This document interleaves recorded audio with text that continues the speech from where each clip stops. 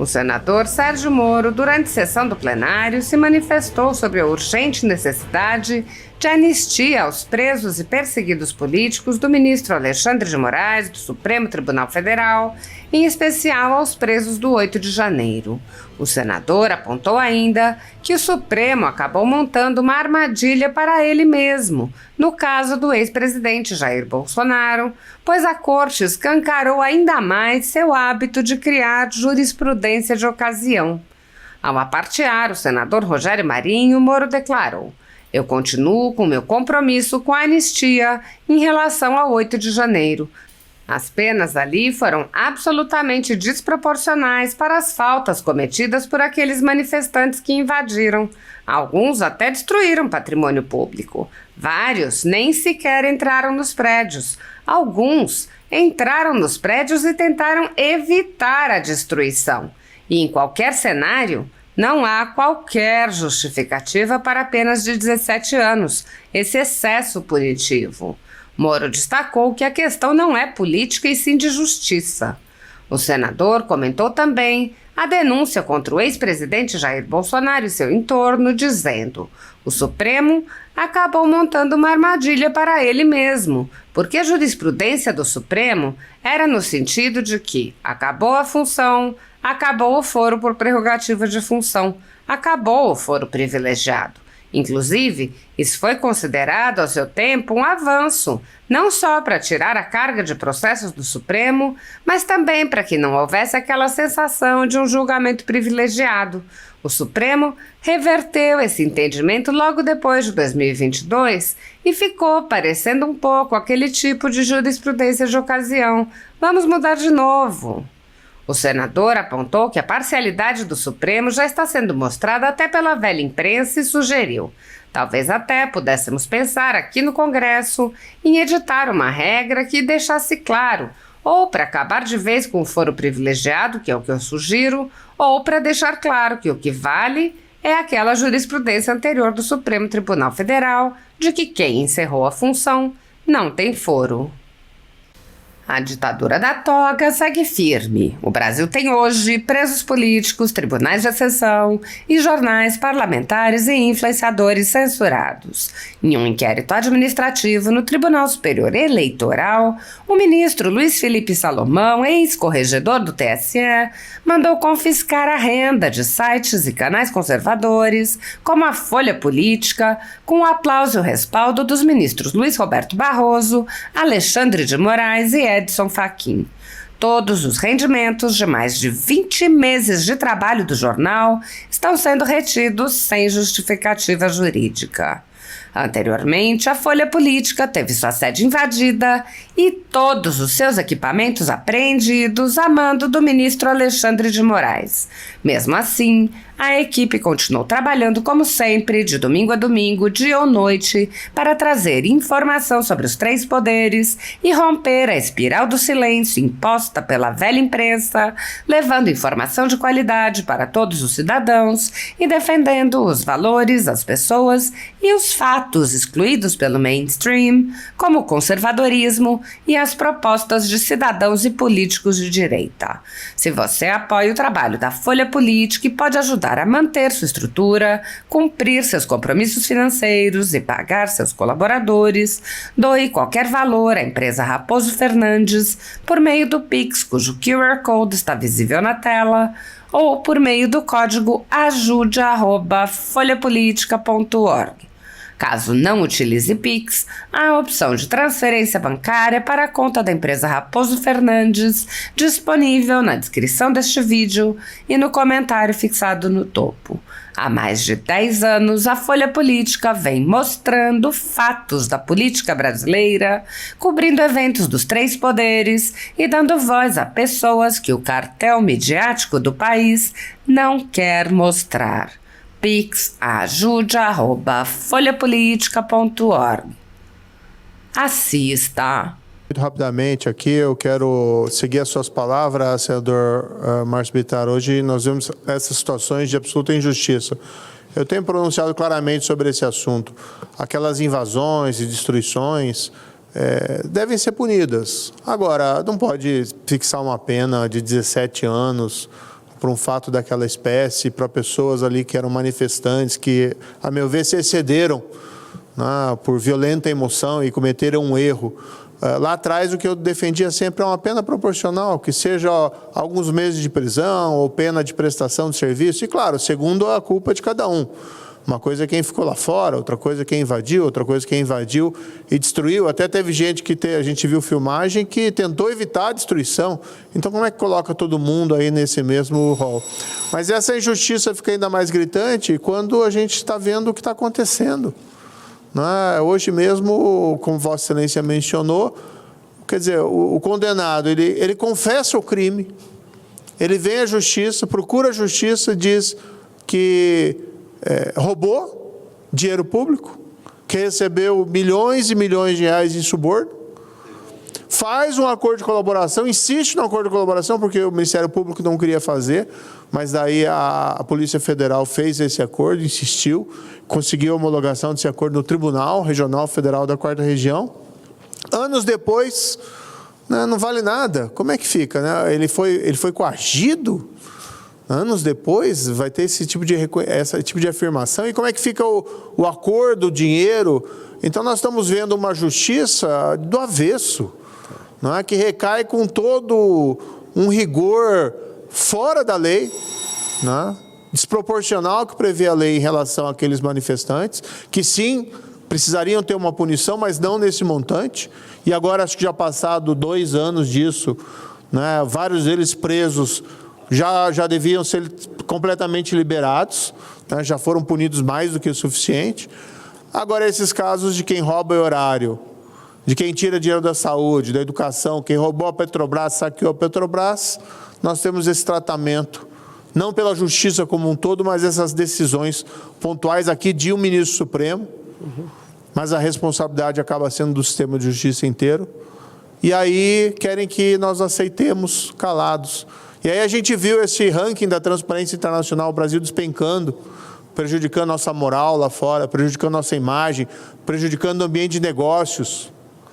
E se diz que é conversa de boteco. Ora, quero apenas registrar aqui que concordo com as palavras de Vossa Excelência. Aqui, senador Rogério, aproveitando. Primeiro, quero aqui aproveitar as palavras do senador Isalci e destacar, eu continuo com o meu compromisso com a anistia em relação a 8 de janeiro. As penas ali foram absolutamente desproporcionais para as faltas cometidas por aqueles manifestantes que invadiram, alguns até destruíram patrimônio público, vários não sequer entraram nos prédios, alguns entraram nos prédios e tentaram evitar a destruição, e em qualquer cenário não há qualquer justificativa para penas de 17 anos, esse excesso punitivo. Então, eu creio que o Congresso deveria, e não é por uma questão política, o que eu tenho dito é, o grande problema é misturar a anistia com 1964 ou com 2026, não tem nada a ver, a gente tem que pensar na justiça para... desde 2022 e por atos que não têm aí uma proporcionalidade. Mas em relação a essa denúncia, eu creio que o Supremo acabou montando uma armadilha para ele mesmo, porque a jurisprudência do Supremo era no sentido de que acabou a função, acabou o foro por prerrogativa de função, acabou o foro privilegiado. Inclusive, isso foi considerado ao seu tempo um avanço, não só para tirar a carga de processo do Supremo, mas também para que não houvesse aquela sensação de julgamento privilegiado. E o Supremo reverteu esse entendimento logo depois ali de 2022 e ficou parecendo aquele tipo de jurisprudência de ocasião. Não, vamos mudar de novo. O que seria melhor aqui? Mandar esse caso para a primeira instância. Deixa julgar lá um juiz de primeira instância, com recurso, e o Supremo dá a última palavra. Nós fizemos isso na Lava Jato, no caso do ex-presidente, né? Tramitou na primeira instância, tramitou no tribunal, ele só foi preso depois que o tribunal condenou. Muita gente, senador Márcio, ficava até, de certa maneira, instigando na imprensa que decretasse a prisão preventiva do acusado, na época, o presidente Lula. Nós não fizemos isso, nós entendemos, não, vamos esperar. Eu tenho meu entendimento em relação à responsabilidade, mas vamos esperar o julgamento colegiado, outros 3 juízes pensando sobre o caso, para evitar um erro judiciário. Então, talvez o melhor caminho em relação a essa denúncia fosse esse, e aí o Supremo se livraria, né, de um problema tamanho, já que existe esse questionamento sobre parcialidade, imparcialidade. Ficaria aqui a minha sugestão, e talvez até pudéssemos pensar aqui no Congresso em editar uma regra que deixasse claro, ou acabar de vez com o foro privilegiado, que é o que eu sugiro, ou deixar claro que o que vale é aquela jurisprudência anterior do Supremo Tribunal Federal, de que encerrou a função não tem foro. Boa tarde a todos, senhor presidente, todos aqui presentes, senadores no plenário. São muitos os temas. Eu tenho circulado o meu estado do Paraná e tenho conversado com muita gente, senador Plínio Valério, e o que a gente percebe é um sentimento de desânimo de 2 anos desse atual governo Lula. Nós estamos vendo a economia com sérias dificuldades, a inflação de alimentos atingindo o poder de compra da população. Nós estamos vendo atônitos a taxa de juros elevadíssima, que acaba comprometendo os investimentos produtivos na economia, que é uma decorrência do descontrole fiscal desse governo. E as pessoas vão se perguntando sobre o futuro do país, como fica o futuro do país. Mas um outro aspecto da vida cotidiana que tem gerado preocupações em toda a população é a escalada da criminalidade. É o crime organizado cada vez mais forte e audacioso.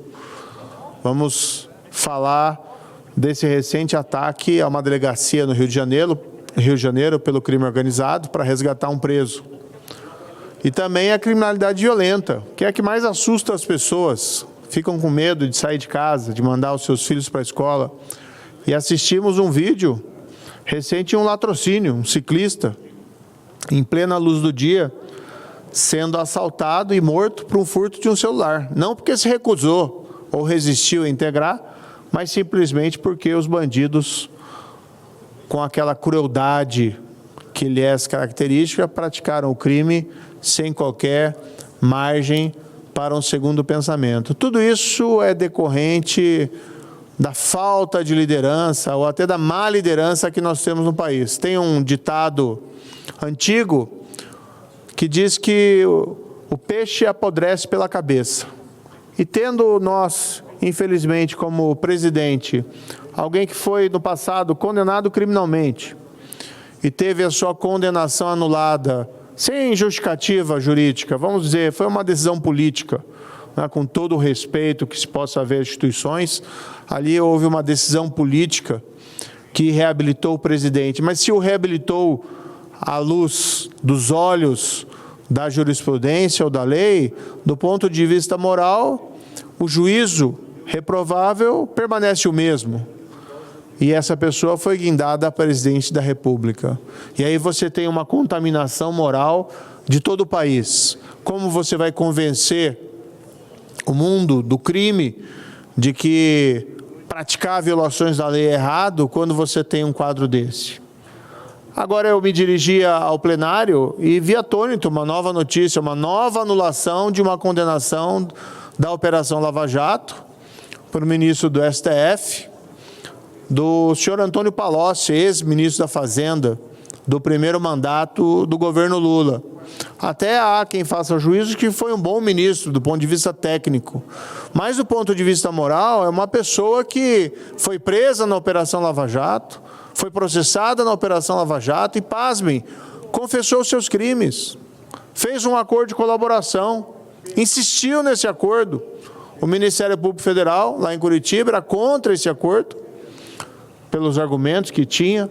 No entanto, a Polícia Federal era a favor, e essa celeuma jurídica acabou sendo resolvida pelo Tribunal Regional Federal da 4ª Região, no sentido de admitir a homologação do acordo. Então, se tem uma pessoa que confessou os crimes, que devolveu dinheiro, e mais disse que aquele dinheiro era produto de suborno.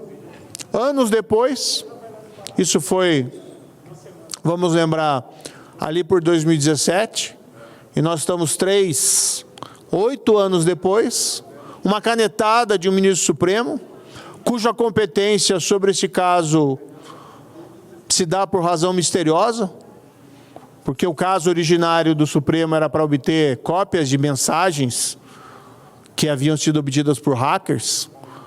Não há nenhum motivo para ter uma jurisdição universal sobre os casos da Operação Lava Jato, para se pular todas as instâncias recursais, e vem ele uma canetada e ignora todos os fatos, todas as provas, e com base numa fantasiosa alegação de conluio entre juiz e Ministério Público, anula os casos. Ainda que houvesse uma nulidade, é um caso que tem confissão, é um caso que tem acordo de colaboração.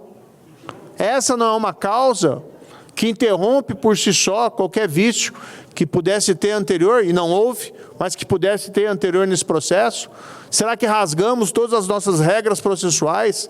Será que o direito não vale nada? Senador Plínio, eu fiz direito na faculdade, depois fui juiz. E eu tenho presente, o juiz nem sempre acerta, ele erra.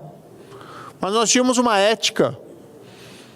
Temos uma ética dentro do direito, como juiz, de tentar aplicar a lei. Podemos errar na interpretação? Podemos. Mas a pretensão é de aplicar a lei. Agora, tem surgido interpretações tão heterodoxas que nós ficamos muitas vezes nos perguntando se essa ética da profissão jurídica ainda está de pé ou não dentro do nosso país. E nós temos as consequências. Semana passada, a Transparência Internacional, que é uma organização não governamental, sediada em Berlim, com filiais em vários países, entre eles o Brasil, que divulga anualmente um ranking de percepção quanto à corrupção, países mais corruptos e os países menos corruptos, que é um parâmetro aceitável para se dimensionar a corrupção, porque você não pode considerar número de processos, nem número de condenações, porque a corrupção anda de mãos dadas com a impunidade. Sabemos, por exemplo, que tem mais processos por crime de corrupção na Dinamarca do que na Venezuela, mas nem por isso temos a Dinamarca como mais corrupta e a Venezuela como menos corrupta. O contrário é o que é o verdadeiro. Por quê? Porque na Dinamarca, quando há corrupção, há processo, há punição, enquanto que na Venezuela, infelizmente hoje, um Estado na mão de um tirano, ditador sanguinário, não há qualquer possibilidade de ter uma justiça imparcial e que, de fato, processe crimes de corrupção. Então, se faz um índice em base de percepção, mas tem uma metodologia. Se consultam agentes internacionais, se consultam agentes nacionais, e todos os países são avaliados. E vejam que interessante, de certa maneira, o índice, o ranking, confere com o nosso senso comum. Países menos corruptos, Dinamarca, Nova Zelândia, Singapura, Luxemburgo, embora seja um paraíso fiscal, mas dentro do país há essa percepção de que o suborno não é uma prática consentida. E do outro lado da tabela, nos países mais corruptos, nós encontramos, como já mencionei, Venezuela, Sudão do Sul, Síria, países que, infelizmente, hoje são até considerados países falidos. E o Brasil? O Brasil conseguiu a sua pior nota da história. Está na posição 107ª de 180 países. Na América Latina, nós perdemos de países que não têm lá, nesse campo, e aqui vamos dizer a verdade, uma boa reputação, como a Argentina e como Colômbia. Estamos à frente de alguns outros, poucos, mas estamos ao lado de países que não são vistos normalmente como exemplos nessa área, como Etiópia, Senegal. E quando esse ranking é divulgado, o que vem as autoridades do governo? Não, é uma calúnia. No passado até se disse processe-se a Transparência Internacional. Coisa mais arbitrária e impossível. E em seguida, na semana seguinte, nós temos o exemplo. Por que nós estamos na 107ª posição? Por que as pessoas não acreditam mais na justiça? Por que as pessoas percebem hoje que não há prevenção e combate à corrupção possível dentro de um governo Lula? Há diversos fatores, mas certamente essas anulações, sem causa, de condenações criminais, de corruptos confessos, e aqui eu reitero e dou ênfase nos confessos, é uma das causas dessa percepção negativa em relação ao Brasil. Temos que retomar o caminho da lei e da ordem, do império da lei, com respeito, sim, aos direitos, mas igualmente com uma aplicação inflexível da lei contra a corrupção. Sei que isso é incompatível e impossível dentro de um governo Lula, mas é nosso dever como oposição apontar essa contradição.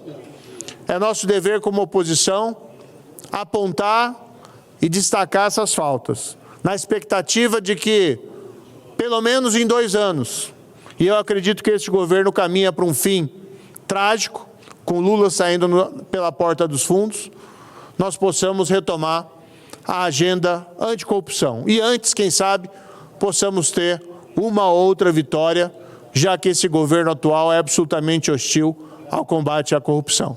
Muito obrigado, senhor presidente.